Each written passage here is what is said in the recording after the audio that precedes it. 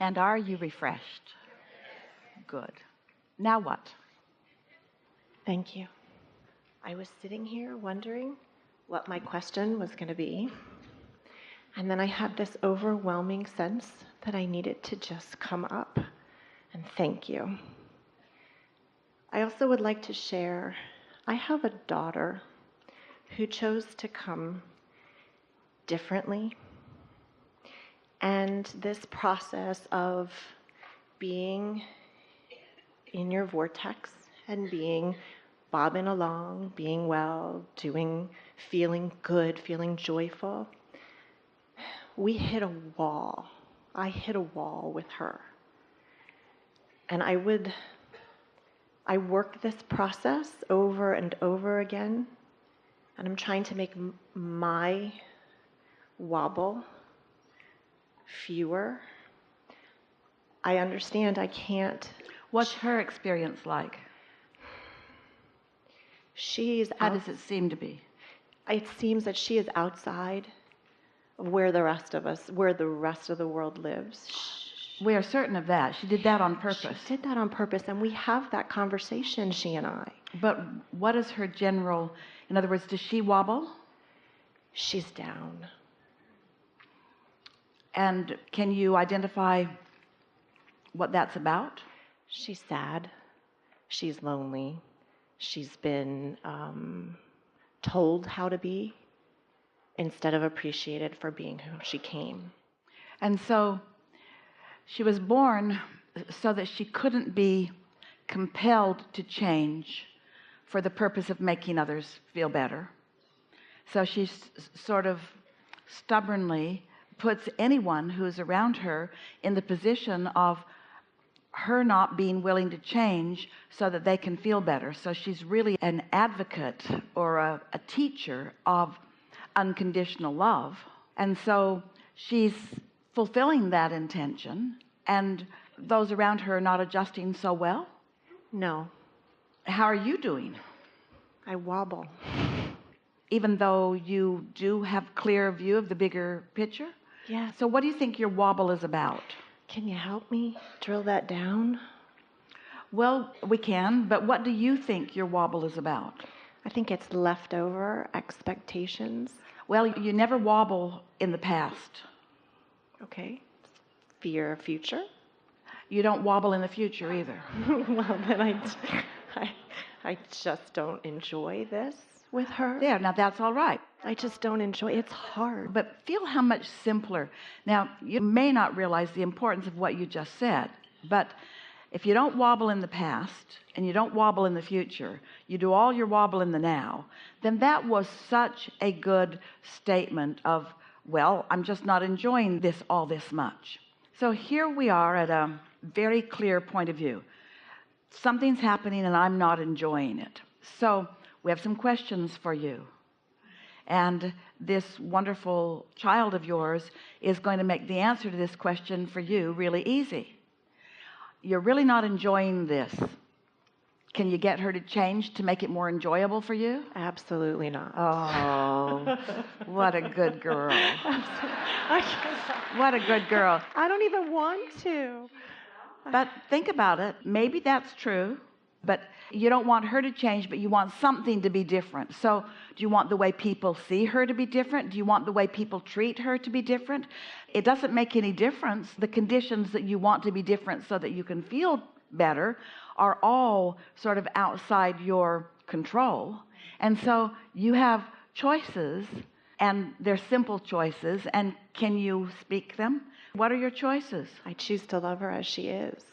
That seems like that's the question that we were asking, but we weren't asking how you feel about her. We were asking about you being happy in the moment or not. So you have some choices. You have choices about that, because you can't make her change and you can't get others to change, and you really can't change anything about this. But you have some choices. And do you know what those choices are? In your now, where all of your power is. To choose to feel better. Or what? Or feel miserable. So what kinds of thoughts have you practiced that make you feel worse? And what kind of thoughts do you practice that make you feel better? Does this sound harsh to you? These are your choices. So when we said to you, good girl, we weren't talking about you, although we mean that too. We're talking about her. And the audience agreed. And why did they agree? Because they know she's not going to change to distort your understanding of how this all works. She's not going to jump through hoops and make you think that she is the guide that adjusts so that you can feel better. Isn't that a nice thing? It's a beautiful thing. Something to feel appreciation about? I do. I tell her all the time she's my gift. So you don't tell her that all the time? No, I don't tell her that. I tell her that sometimes. Sometimes you tell her that. Sometimes you I tell her don't. that, and sometimes you mean it. Right. It's all about how you've practiced your environment to be. Now, we really want you to stay here for a little bit so that we can influence you into who you really are and what you really know about this. So when you are more rested, when you have been nicer to yourself, when you've allowed yourself to experience more wonderful things, don't you find yourself more flexible, more allowing, more understanding, more appreciating? Yes. And when you're more tired, when you're more strung out, when you're more on the raw and ragged edge. So it's not only your thoughts about this wonderful person that are responsible for the atmosphere that you are creating, but for some reason, it's the reason that you want to explain everything about the way you feel all the time, even though it's only a component of many. Isn't that interesting? And the reason, we understand it, and others do too, and it might be because those outside human others are wanting to give you an excuse or wanting to support your martyrdom, which you don't support all that often, but every now and again you get off on it. We want to say this to all of you. Every single one of you has a pet thing that you use as your excuse to not be in alignment. Most of you, it's your mate. A lot of you, it's your children. Some of you, it's the economy. Some of you, it's the way you look when you look in the mirror. You have all kinds of things, but there are those things that you've practiced the most that you use as your reason or your excuse for not tending to your atmosphere. And we understand why in your case it's logical that she would be the logical excuse. But there is no excuse. There's no excuse. There's no valid excuse to not tend to your atmosphere. Because when you do tend to your atmosphere, now you're under the influence of clarity and love and power and resiliency and strength and. Yeah. Helpful? Yes. Thank you. Enough? I don't know. Not willing to give up the excuse? Not willing to take responsibility for how you feel? Most aren't. We just gave you the theory. We just gave you the law-based answers. We just gave you the reasons, and we just told you what to do. But now you got to practice it.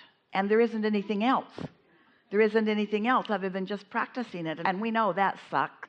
Because if other people would try a little bit, they could make you feel better like right now. Right now. But when you finally accept that this is yours to do, Esther sometimes relates it to childbirth. She remembers looking at the clock on the wall and thinking, this is the first time I've really gotten myself into something that I can't get out of easily. There's no way out of this except that way, that one miserable way. There's no way out of this. It's a little like that. You have to find your own vibrational alignment with who you really are. And then one of the most wonderful things about having had some time in discomfort is that as you begin deliberately moving toward what you want, not only does discomfort fall by the wayside, but satisfaction becomes more and more and more and more and more. The discovery of the freedom of being without split energy, without needing somebody else to do something. And really, if you're relying on anybody else to do something so that you don't have split energy, you're in bondage. And sooner or later, and usually sooner, in fact, how about right now, you resent them. If there's anybody that you think could relieve your pain, and your pain isn't being relieved, then they are a problem. Yeah. We're talking about a lot of people, or we're talking about a lot of situations. The blame game is rampant in your environment, and it is so disabling. It undermines all of your clarity and all of your power. It's not even true. It's a flawed premise. It has nothing to do with how you feel. It's just the current excuse that you're using.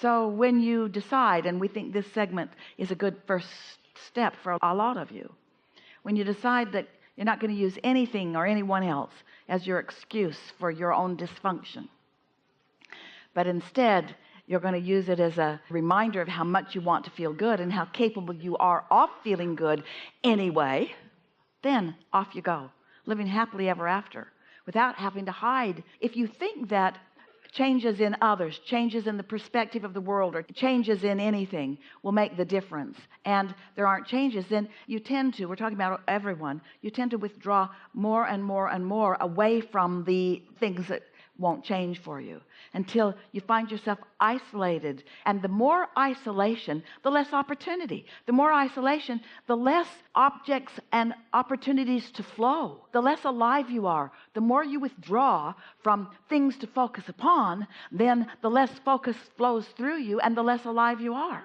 You see, you want to be so alive in this body. You want this energy that creates worlds flowing through you. Thank you. Really good. Thank you. And you'll notice one of the things that's really nice in this situation is that you have a really powerful and consistent sort of biofeedback person in your life experience, like a mood ring. Yes.